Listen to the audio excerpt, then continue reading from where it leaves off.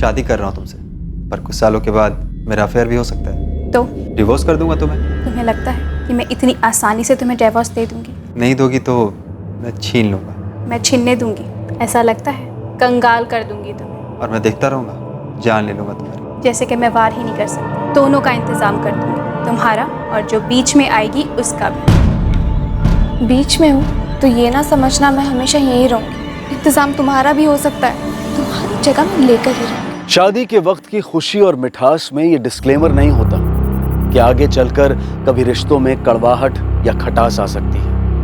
मोहब्बत का शहद नफरत का जहर बन सकता है, लेकिन अगर खटास आ जाए, कड़वाहट हद से पार हो जाए, तो सतर्क होना जरूरी है कि अब इस रिश्ते को दफन किया जाए, समझदारी से निकला जाए, इससे पहले कि ये कोई खतरनाक मोड़ ले ले।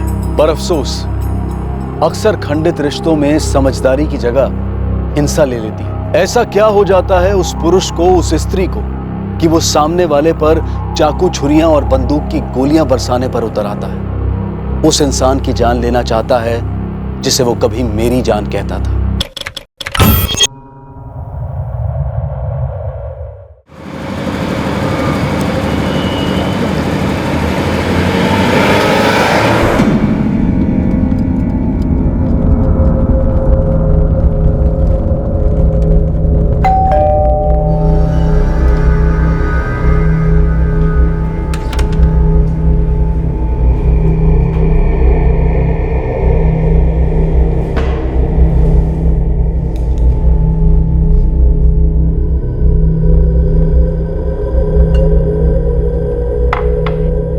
आज से रोज इतना ही लेट हुआ करेगा। कोचिंग क्लासेस में 3 नए बैच शुरू किया। अब तुम्हें और समय मिलेगा मेरे बिना।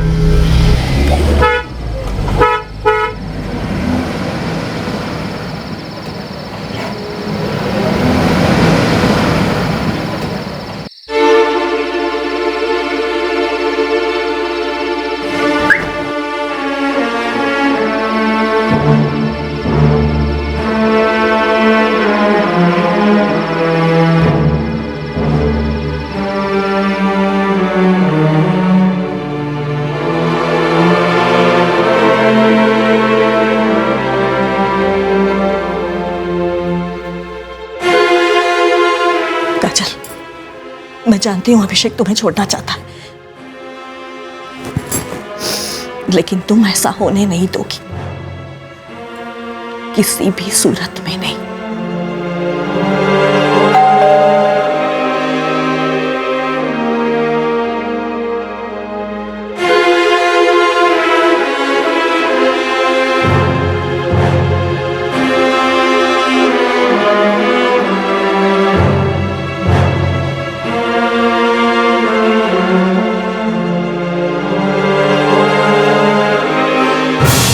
वो रात हमले की रात थी, एक जानलेवा घातक हमला, एक कत्ल होने जा रहा था। एक जान जाने वाली थी और एक जान बचने वाली थी।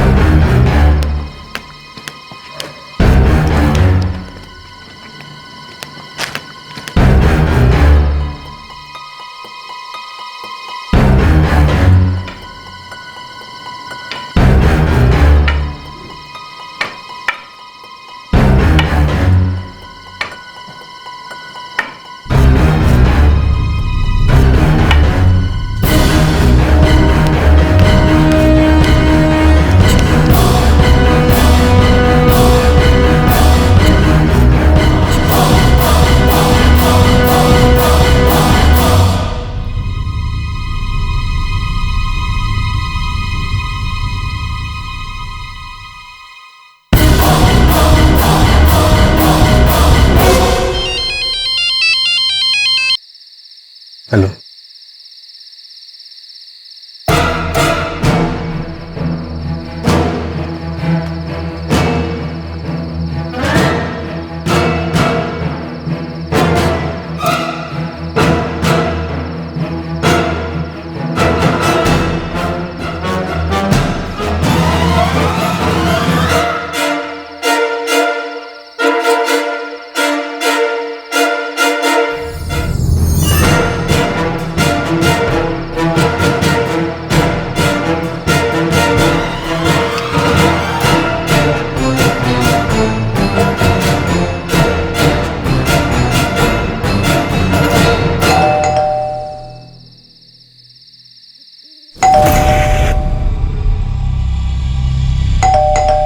काजल, काजल,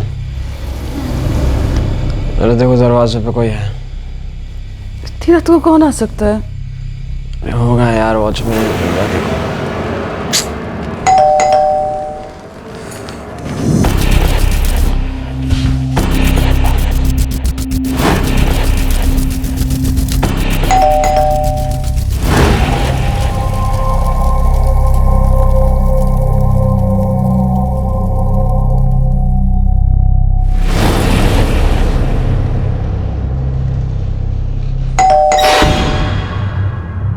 बाहर कोई भी नहीं दिख रहा है। खोलो।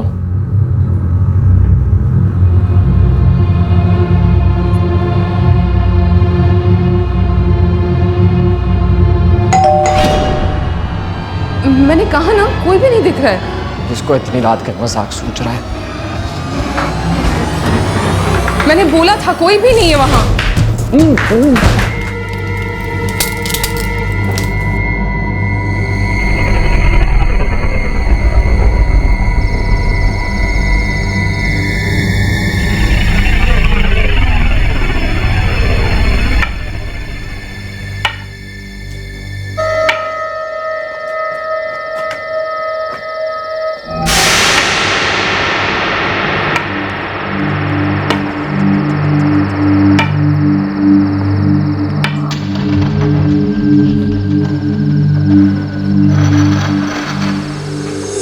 एक रिश्ते के खात्मे ने एक जिंदगी का खात्मा कर दिया था। वो कौन सी जान थी जिसे जानबूझकर छीन लिया गया था? इस टूटे रिश्ते ने असल में क्या बर्बाद किया था? और क्या बर्बादी ही एकमात्र रास्ता था? इस जुर्म की तहकीकात इस रिश्ते की तहकीकात भी थी, जिसकी जड़ें खोखली पड़ गई थी, या फिर शायद कभी मजबूत थी ही नहीं।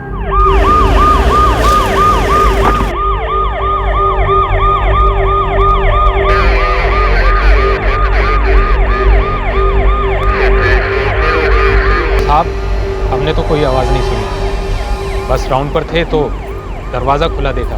अजीब लगा तो भीतर जाकर देखा।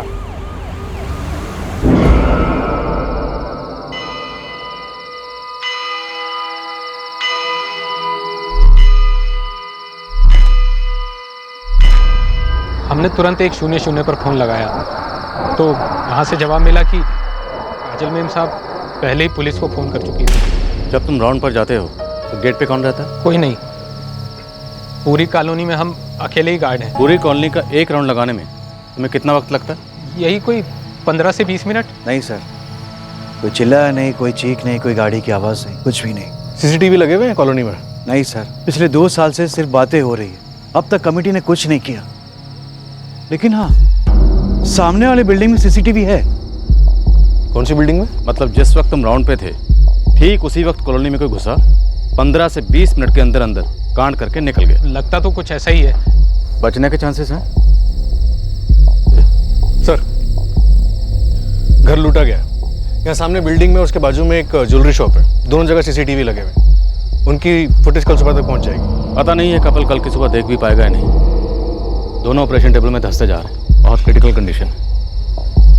इनके रिश्तेदारों की कोई जानकारी? सर, अभिषेक राठौड़ का एक भाई है वाशी में। माँ बाप अलग रहते हैं वाशी में ही। सोसाइटी के चेयरमैन ने उन लोगों को खबर कर दिया। हो सकता है हॉस्पिटल पहुंच भी गए हो। कदम, जिस वक्त वॉचमैन राउंड लगाने जाता है ठीक उसी वक्त कोई कॉलोनी में दाखिल होता है और घर का दरवाज़ा तोड़ा नहीं जाता, खोला जाता है अंदर से।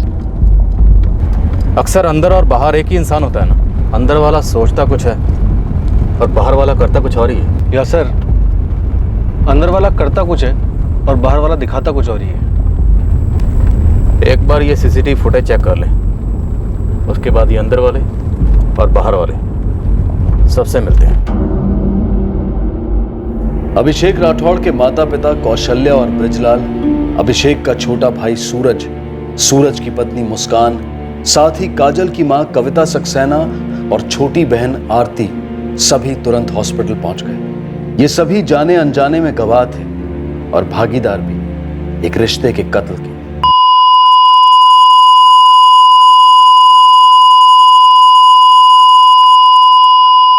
अभिषेक इस हमले को सह नहीं पाया और आखिरकार उसने दम तोड़ दिया। अभिषेक की पत्नी काजल क्रिटिकल थी पर बचने वाली थी और बताने वाली थी इस भयंकर हमले की कहानी।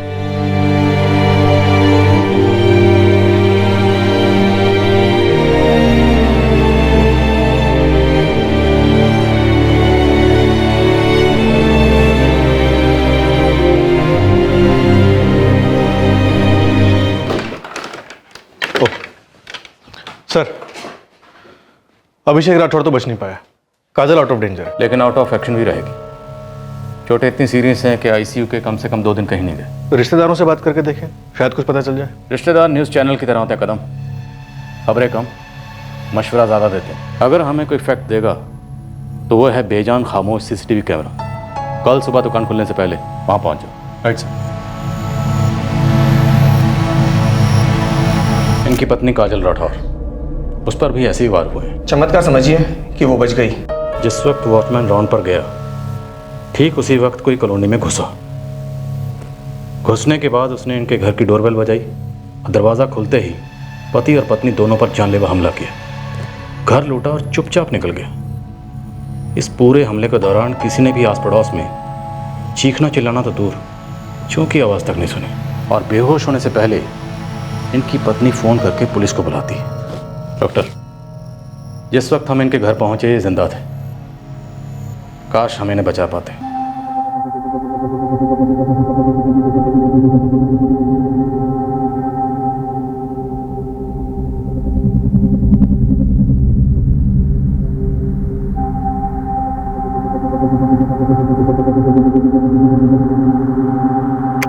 दोनों के चेहरे ढके हुए, मतलब दोनों को इस बात का पता था कि सीसीटीवी कैमरास लगे हुए। 1:05 पर वॉचमैन अपनी पोस्ट छोड़ता है और 1:10 पर ये अंदर दाखिल होते हैं। ठीक 5 मिनट बाद और 1:27 पर दोनों गेट के बाहर निकलते हैं और भाग जाते हैं।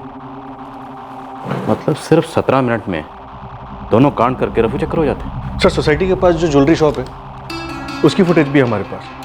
2 सीसीटीवी है वहाँ पर, ये पहली है। लगा।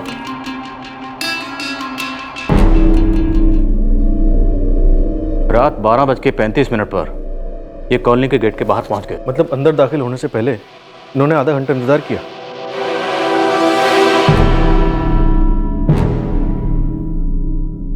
लगता है इन्हें सिग्नल मिल गया था अंदर आने का, क्लियर कट सिग्नल। इसके बाद ये दोनों कॉलोनी के अंदर घुसे होंगे। इस एंगल से इनके चेहरे साफ नजर नहीं आ रहे। दूसरी सीढ़ी लगाओ।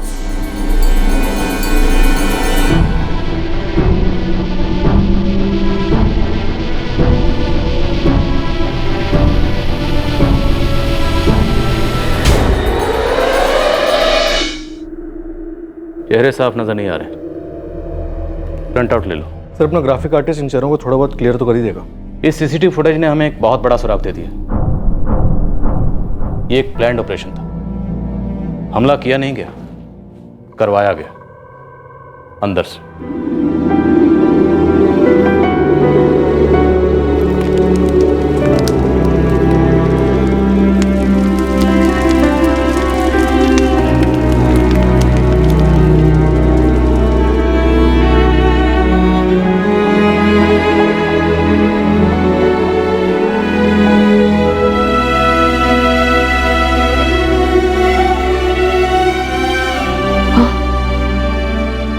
अभिषेक कैसे है वो?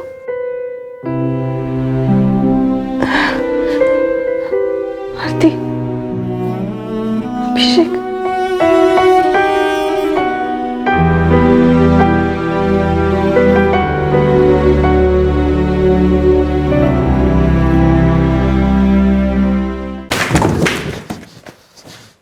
मनोज यादव, जिस वक्त तुम राउंड लगाने गए उसके 5 मिनट बाद कातिलों को फोन आया। वो कॉलोनी में दाखिल हुए, कांड किया, निकल गए और तुम वापस अपनी ड्यूटी पर आ गए। सॉलिड टीम वर्क नजर आता है। और कौन कौन है तुम्हारी टीम में? साहब हमें कुछ नहीं मालूम, हम तो वहाँ 1 साल से काम कर रहे हैं। तुम 1 साल से वहां पर फील्डिंग कर रहे हो और मैच कल खेला गया 2020 और तुम्हारे प्लेयर्स 17 ओवर में चौके छक्के मारकर कांड करके निकल गए। टीम मैनेजर कौन है? स्पॉन्सर्स कौन है इस मैच के? टीम का मालिक कौन है? बोल। साहब हमें कुछ नहीं पता, सच कह रहे साहब। साहब हमें कुछ नहीं पता साहब, सच बोल रहे साहब।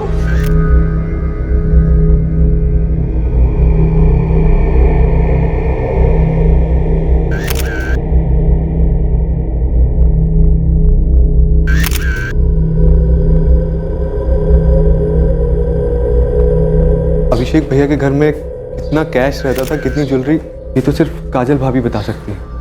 मुझे इस बारे में कोई आइडिया नहीं। शोरूम है आप लोगों के 2 व्हीलर के? जी सर, अभिषेक भैया के 2 शोरूम हैं, एक यहीं वाशी में और दूसरा पनवेल में। और आपके? मेरी 2 स्पेयर पार्ट्स की दुकानें हैं, दोनों यहीं पे। बिजनेस अलग अलग है, रहते भी अलग हो। माँ बाप कहाँ हैं आपके? यहीं है सर। सर हम सब लोग अलग अलग रहते हैं, सबकी अपनी अपनी ज़िंदगी, अपनी अपनी पसंद नापसंद।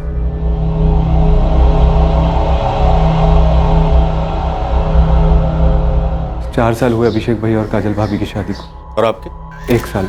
कोई बच्चे नहीं है आपके अभिषेक भैया के? नहीं। देखिए, काजोल राठौड़ के सारे पैरामीटर्स नॉर्मल हैं, आप उससे कल बात कर सकते हैं। आज क्यों नहीं डॉक्टर? हमारा उनसे बात करना बेहद जरूरी है। समझता हूँ इंस्पेक्टर, लेकिन उसको आज ही उसके पति के बारे में बताया गया है। काफी शौक में है वो।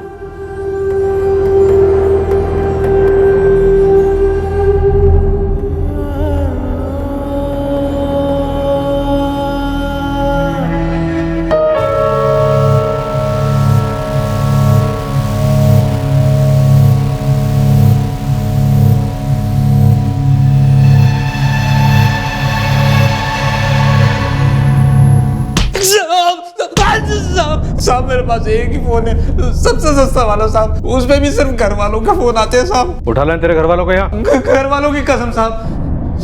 साहब मुझे कुछ नहीं पता, उन लोगों के नाम नहीं पता मुझे साहब। मैं तो अपना काम ईमानदारी से कर रहा था साहब। मैं सच में कुछ नहीं जानता साहब। ग्राफिक आर्टिस्ट का क्या कहना है?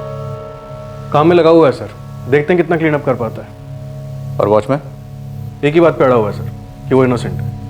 वैसे उसके फ़ोन रिकॉर्ड्स भी एकदम क्लीन है। 13 अप्रैल की रात को उसके फ़ोन से कोई भी कॉल नहीं किया था। लेकिन हत्यारों को किसी ने तो फ़ोन किया था। फ़ोन करके उन्हें यह बताया कि शिकार का वक्त आ गया। कहीं और से आया होगा सर। हो सकता है, लेकिन जिस भी शख्स ने उनको फ़ोन किया था उसे पल पल की खबर थी कि कब क्या होने वाला है। कदम, एक बात तो साफ, ये सिर्फ चोरी का केस बिल्कुल नहीं। ये आप क्या कह रहे हैं? हत्यारे बुलवाए थे? किसने बुलवाए? कौन है हत्यारे? वो हम तहकीकात कर रहे हैं कविता जी। क्या मैं इनसे बात कर सकता हूँ?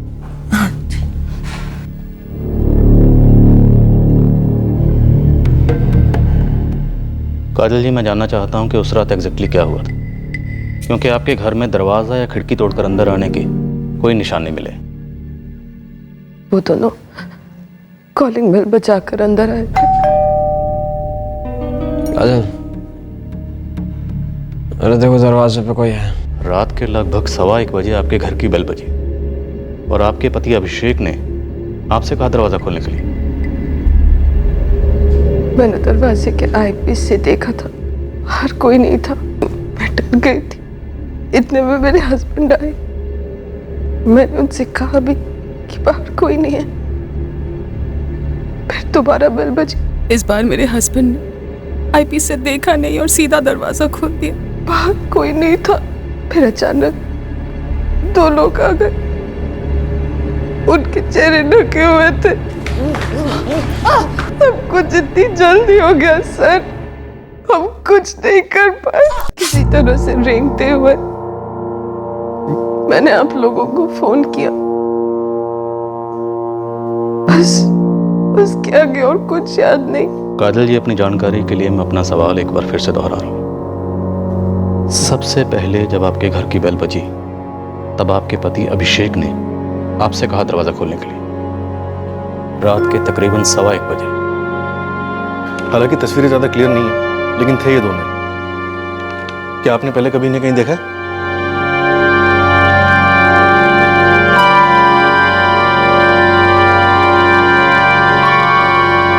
आपने? काजल जी, आपको या आपके पति अभिषेक को कभी किसी से कोई धमकी मिली थी? अजीब है ना, तकरीबन 1:15 बजे घर की डोरबेल बजती है। पति उठता है लेकिन दरवाजा नहीं खोलता।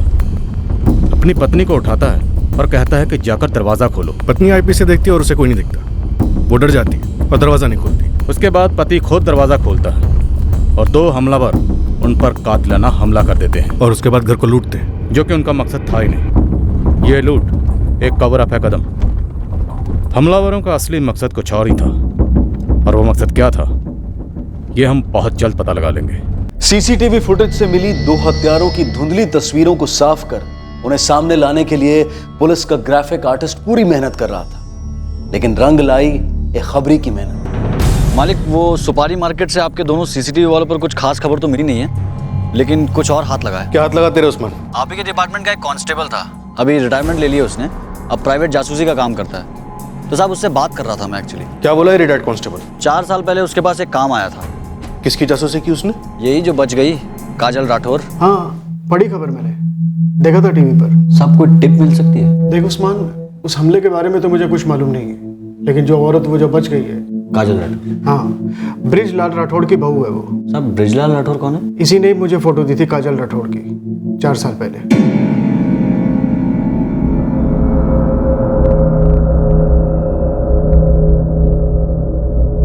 एक ससुर अपनी बहू की जासूसी करवा रहा था? नहीं सर, एक होने वाला ससुर अपनी होने वाली बहू की असली कुंडली निकलवा रहा था सर। पिछले साल एक शादी में मेरे बेटे को मिली थी ये लड़की, और शादी करना चाहता उससे। तो आपको बैकग्राउंड चेक चाहिए? नहीं, कैरेक्टर सर्टिफिकेट चाहिए। मतलब ब्रिजलाल राठौर नहीं चाहते थे कि उनका बेटा अभिषेक राठौर काजल से शादी करे? सर उतना तो मुझे नहीं मालूम, लेकिन उन्हें लड़की यानी काजल के अतीत से आपत्ति थी सर। कैसी आपत्ति? सब वही रेगुलर खानदान चाल चलन।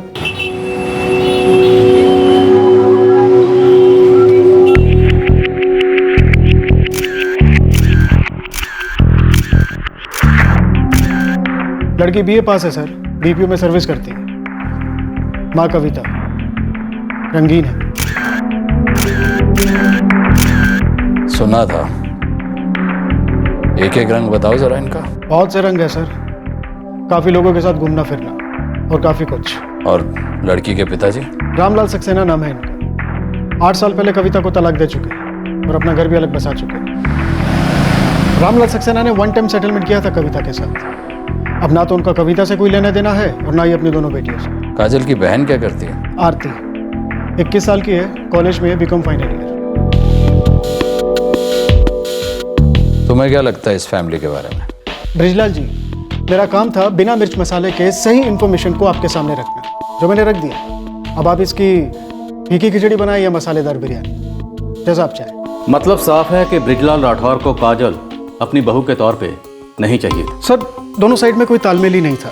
और राठौड़ की 4 दुकानें पनवेल में, अहमदाबाद में शोरूम और ऑफिस किराए पर, और वही काजल और उसके बिन बाप की फैमिली, मतलब एकदम कट टू कट जिंदगी सर। मैंने पूछा तो नहीं, लेकिन साफ लग रहा था कि ब्रिजलाल को काजल की फैमिली पसंद ही नहीं थी। लेकिन फिर भी दोनों की शादी हुई। इसका मतलब है कि अभिषेक राठौर और काजल दोनों की लव स्टोरी बहुत तगड़ी रही होगी। कातिलों ने जब घंटी बजाई तो अभिषेक राठौर ने खुद दरवाजा नहीं खोला, बल्कि अपनी पत्नी काजल को बोला कि दरवाजा खोलो। क्या उसे मालूम था कि बाहर कातिल खड़े? सर अगर निशाना काजल थी तो वो तो बच गई, हमारा अभिषेक गया। शायद दोनों निशाना थे। शायद कातिलों का काम अधूरा रह गया। जिस काम के लिए उन्हें हायर किया गया था, जिस काम के लिए उन्हें वो फ़ोन कॉल आया था, ग्रीन सिग्नल वाला। सर मैंने अभिषेक राठौड़ के फ़ोन रिकॉर्ड्स मंगवाए, शायद इस ग्रीन सिग्नल का रेड सिग्नल मिल जाए। कदम, काजल से आपत्ति तो ब्रिजलाल को थी, उनके फ़ोन रिकॉर्ड्स निकलो, और अभिषेक के भाई सूरज के फ़ोन रिकॉर्ड्स भी निकलो। हो सकता है इन्हीं में से किसी एक ने कातिलों को फाइनल ऑर्डर दिया। इस वक्त पुलिस के सामने इस हमले के 3 संदिग्ध थे। पीड़ित अभिषेक राठौड़ के पिता ब्रिजलाल राठौड़, पीड़ित का छोटा भाई सूरज राठौड़ और खुद पीड़ित अभिषेक राठौड़। और जब इन 3 संदिग्धों के फोन रिकॉर्ड्स आए तब शक का दायरा और फैल गया। नए सस्पेक्ट्स की लिस्ट में टॉप पर थी आंचल सोनी। कौन है आंचल सोनी? अभिषेक राठौड़ को बहुत अच्छे तरीके से जानती थी आंचल सोनी। एक ही दिन में 2-2 घंटे बातें होती थी। बुलाओ जरा इन्हें, थोड़ी बातें हम भी कर लेते हैं।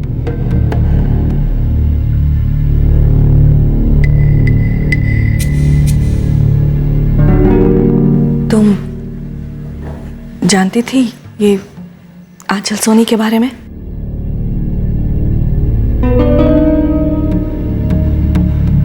अरे हाँ, मैं भी तुम्हें बहुत मिस कर रहा हूँ।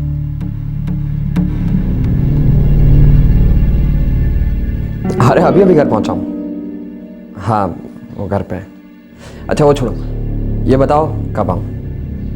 कल? ठीक है, कल मिलता हूँ। ओके ठीक है, चलो अभी रखता हूँ, बाय। वो एक क्लाइंट से मीटिंग है, उसी से बात कर रहा था।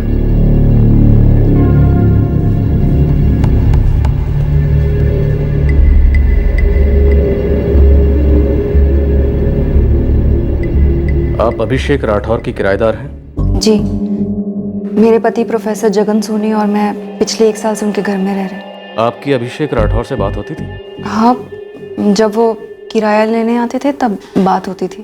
किराया तो नॉर्मली महीने में 1 बार दिया जाता है, लेकिन आपकी तो 300 दिन बात होती थी, बल्कि एक दिन में कई बार। वो फ्रेंडशिप? हाँ, क्यों? एक आदमी और एक औरत? एक आदमी और एक औरत दोस्त नहीं हो सकते, ये कहना चाहती है ना? बिल्कुल हो सकती है, लेकिन उन 2 दोस्तों में से जब एक का कत्ल होता है तो दोस्तियां टटोली जाती हैं। दुश्मनी की जड़ ढूंढने के लिए उसके सर्कल में जितने भी लोग होते हैं, मेल या फीमेल, सबसे पूछताछ की जाती है। वैसे आपके पति प्रोफेसर जगन सोनी, वो भी अभिषेक राठौर के सर्कल में थे ना? सर प्लीज उनसे कुछ मत बताइएगा प्लीज। दोस्ती के बारे में भी नहीं? दोस्ती में क्या प्रॉब्लम है? सिर्फ दोस्ती नहीं थी, प्यार करते थे हम दोनों।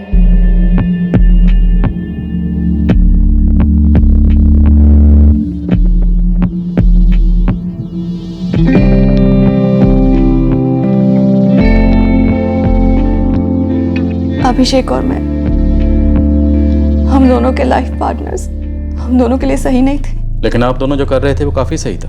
हम अधूरे थे, एक दूसरे को पूरा करते थे, एक साथ समय बिताते थे, और किसी का कोई हक नहीं बनता हमारे निजी मामले में दखल अंदाजी करने का।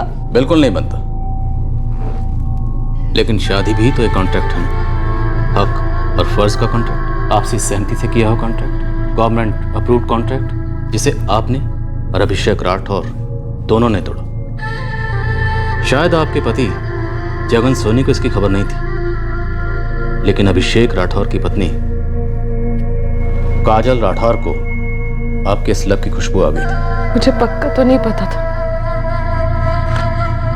पर शक था कि उनका किसी के साथ कुछ चल रहा। काजल जी, एक मुश्किल सवाल है इस वक्त, लेकिन हम ये जानना चाहते हैं कि क्या आपको आपके पति से जान का खतरा था? ये कैसा सवाल है? हमला दोनों पर हुआ था, दामाद जी मारे गए और ये बाल बाल बचे हैं बेचारी। देखिए, हमला एक मकसद से किया गया, और वो मकसद क्या है ये पता चलना इस बात पे डिपेंड करता है कि आप लोग हमें कितनी सच्ची और पूरी जानकारी दे रहे हैं। नहीं सर, नहीं, ऐसा कुछ भी नहीं था। मिसेस आंचल सोनी, जब एक शादीशुदा मर्द और एक शादीशुदा औरत एक्स्ट्रा मैरिटल अफेयर करती हैं तो उनके बीच में 2 कांटे होते हैं।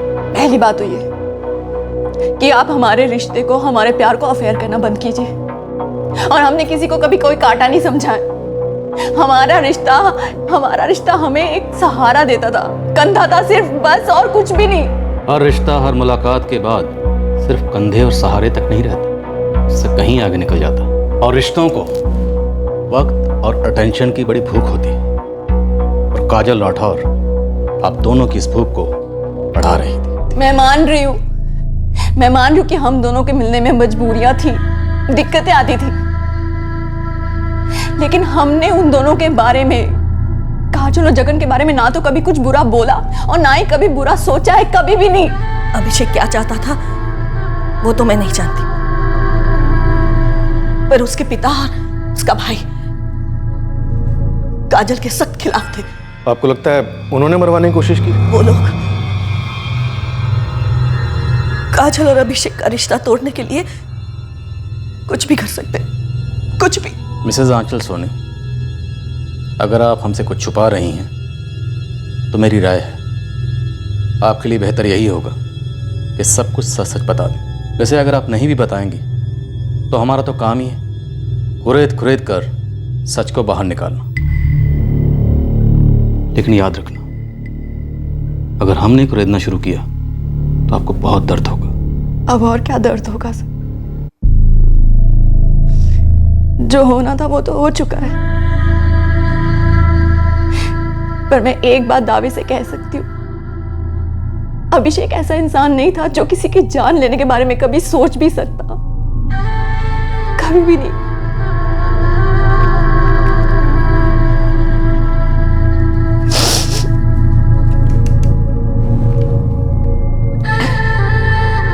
सर, मैं पहले एक घाव से निपट रही हूं। दूसरा घाव मैं झेल नहीं पाऊंगी। आप लोग प्लीज मेरे हस्बैंड से कुछ मत बोलिएगा, मेरा रिश्ता टूट जाएगा। रिक्वेस्ट। अभिषेक साहिब, वो बहुत ही कठोर था मेम साहब पे। कभी कभी मेरे को देख के तरस आता था काजल मेम साहब को। एक तरफ पति नाखुश, दूसरी तरफ उसका ससुराल वाला नाखुश। अच्छा ज्योति, ये देख, बहुत साफ तो नहीं है, पर ये लोग तेरे सांप को साफ किया है। किस्मत अच्छी तेरी मेम साहब की, बच गई। जाको राखे साई मार सके ना कोई। मैं बोलती है ना, उल्टा ही पड़ गया इनका प्लान। मारना चाहोगा मेम साहब को, अब खुद ही फंस गया। तुम इतने यकीन के साथ कैसे कर सकती हो? प्लान तुम्हारी मेम साहब को मारने का था। साहब घर घर का कूड़ा कचरा रोज साफ करती है, मुंह बंद रहता है, आँख कान खुले रहते।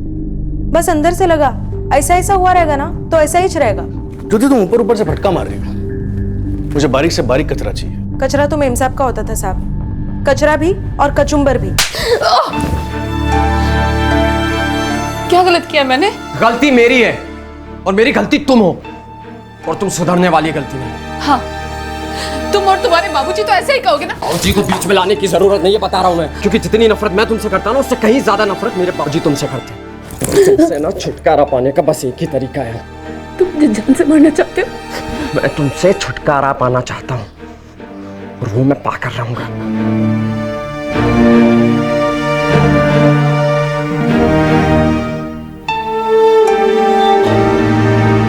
एक तरफ मेम साहब को लगता था कि साहब का कहीं चक्कर चल रहा है, और दूसरी तरफ उसके ससुराल वाले भी शादी तोड़ना चाहते थे।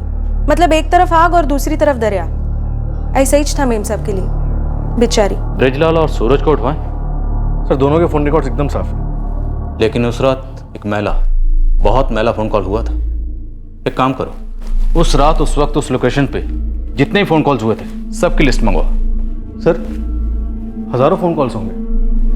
हो सकता है उससे भी ज्यादा हो, लेकिन ढूंढना तो पड़ेगा ना। और वैसे ये कॉल काफी देर रात किया गया था, इसलिए इतने भी ज्यादा नहीं होंगे कि ढूंढ ना पाए। एक बार हमने ये नंबर ट्रेस कर लिया जिससे उन हथियारों को फोन किया गया था, तो ये केस हम क्रैक कर लेंगे पक्का। हेलो। पुलिस के सामने एक साजिश भरा केस था जिसमें एक बात साफ थी कि प्लान्ड हमला हत्या के इरादे से किया गया था। मारा तो अभिषेक गया था, पर शायद निशाना वो नहीं था।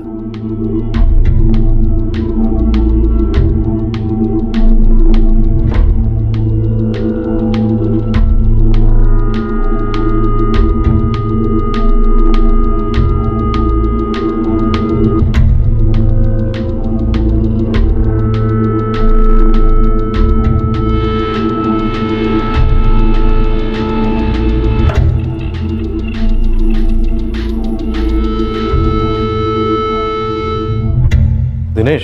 जी सर। एक ये और एक ये, कि दोनों नंबर्स 1:04 पर क्राइम सीन पर एक्टिव हुए। सर 1:05 पे वॉचमैन यादव अपनी पोस्ट छोड़ के राउंड के लिए पीछे गया था। सर, ये दो नंबर्स की लोकेशन कुंती कॉम्प्लेक्स यानी क्राइम सीन के आसपास दिखा रहा है, और ये दोनों नंबर फर्जी। मतलब साफ है कि ये दोनों फर्जी नंबर हत्यारे और उनके मालिक की पहचान छिपाने के लिए बनाए गए थे। एक नंबर हत्यारे ऑपरेट कर रहे थे और दूसरा अभिषेक राठौर के घर के अंदर से ऑपरेट हो रहा था। लेकिन सर, घर में तो सिर्फ अभिषेक और काजल थे। काजल राठौर बच गई है, लेकिन शायद बचना अभिषेक राठौर को था। अब इस रात से पर्दा ये दोनों हत्यारे हटाएंगे। सर, ग्राफिक आर्टिस्ट कह रहा था कि कल सुबह तक हमारे सामने स्केच आ जाएंगे। कदम स्केच के साथ या स्केच के बिना, मुझे ये दोनों हत्यारे लॉकअप में चाहिए।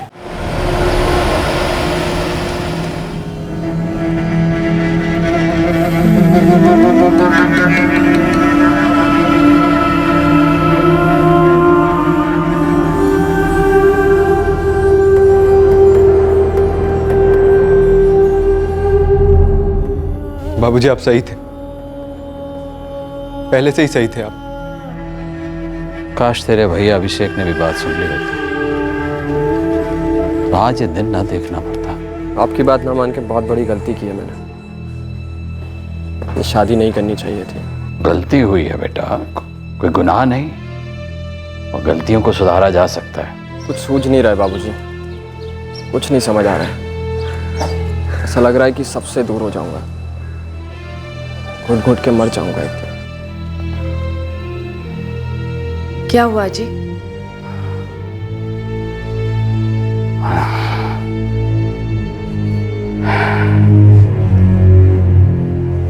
शल्या, हमारा बेटा नर्क में है। मिलने भी नहीं आता, हमेशा परेशान रहता है। कितना बदल गया है अभिषेक, कितना खुश रहता था, खुशियां बांटता था सबको। मुझसे अब देखा नहीं जाता जी। कुछ करना होगा कौशल्या, अभिषेक के लिए कुछ करना होगा। अभिषेक को इस तरह कब तो सोचा नहीं था मैंने, कभी सोचा नहीं था।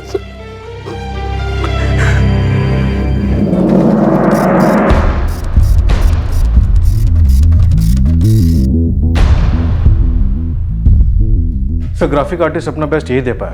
अब हमें अपना बेस्ट करना है। लेकिन सर तस्वीरें अभी भी काफी धुंधली हैं। तस्वीरें कितनी भी धुंधली क्यों ना हो, मुजरिम ज्यादा देर छुप नहीं पाएंगे।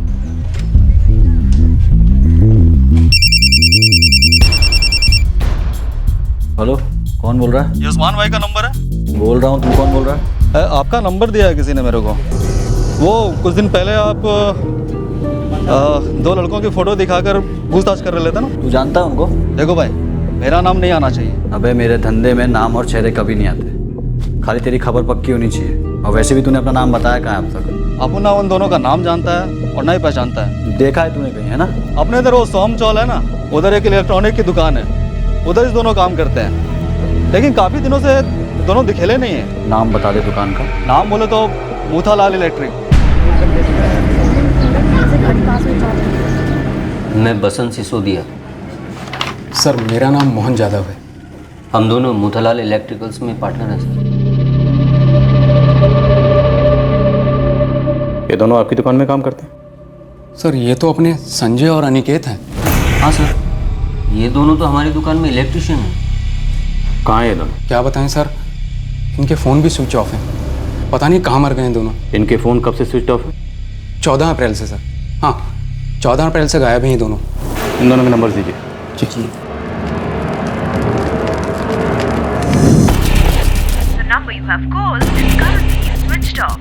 सर दोनों स्विच ऑफ जा रहे हैं। बोलिए ना साहब, क्या किया इन दोनों ने? ये दोनों मोहरे बन गए एक भयंकर साजिश के।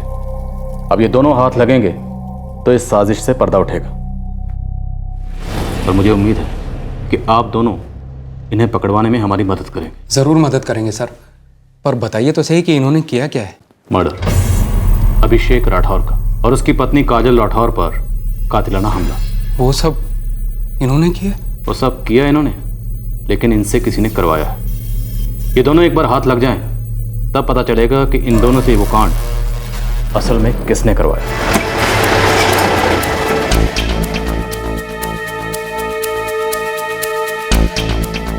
हाँ साहब, वो मेरी ही खोली है। अनिकेत और संजय को भाड़े पे दी थी, लेकिन वो अचानक से चले गए, कुछ बोला नहीं। एक्स्ट्रा चाबी है? हाँ है ना साहब। पड़ोसी ने कहा कि संजय और अनिकेत दरवाजा खुला छोड़कर निकल गए, तो मैंने जाकर वहाँ ताला लगाया।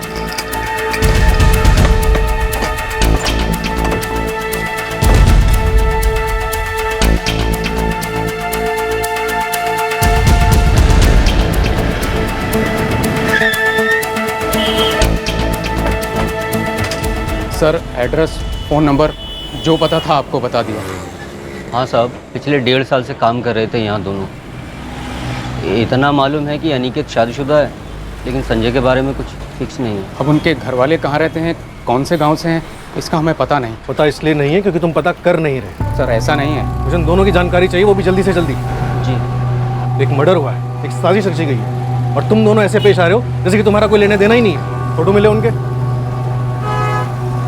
नहीं सर। कोई फोटो नहीं, कोई फॉर्म नहीं, कोई कागज नहीं। ऐसे रख ले तो लोगों को काम पर, और जब वो लोग कांड करके निकल जाते हैं तो पल्ला झाड़ते फिरते हो। नहीं चलेगा, उठो गल्ले पर से और लग जाओ काम। चलो। सर, दुकान के मालिक तो एकदम ठंडे, उनसे संजय और अनिकेत के फोटोग्राफ्स तो मिलने से रहे। मैंने मोबाइल कंपनी को रिक्वेस्ट भेजी है, उनके फॉर्म्स में से फोटोग्राफ निकाल कर भेजने के लिए कहा है। इनके फ़ोन रिकॉर्ड्स क्या कहते हैं? सर, इनके फ़ोन रिकॉर्ड से भी इनकी फैमिली का कुछ भी पता नहीं चल पा रहा है। राठौड़ परिवार से भी इनका कोई कनेक्शन नहीं बन पा रहा, और इस आंचल सोनी से भी। एक बार इन दोनों से हमारे कनेक्शन हो गए ना, तो इस केस के मास्टरमाइंड का हम फ्यूज उड़ा देंगे। उस्मान, ये सब लोग हमारी सस्पेक्ट लिस्ट में हैं। इन्हीं में से कोई एक है जो उस रात हत्यारों से बात कर रहा था, और इन्हीं में से किसी ने हत्यारों को कांड के लिए किराए पर लिया था। 100%। साहब, आप 100% बोल रहे हैं तो समझ लीजिए 200% काम हो जाएगा। जोड़ का जोड़ निकालते हैं और इन पंटर लोगों का तोड़ निकालते हैं। इस हत्याकांड के किराए के मोहरे इस साजिश के ताले की चाबी थे। जाहिर सी बात है कि नकाबपोश हत्यारों को पुलिस द्वारा बेनकाब किए जाने से साजिशकारों को बहुत बड़ा धक्का लगा होगा। पुलिस अब बड़ी चालाकी से चुपचाप अपनी चाल चल रही थी, लेकिन साजिशकार भी जुर्म की बिसात पर फूंक फूंक कर कदम रख रहे थे।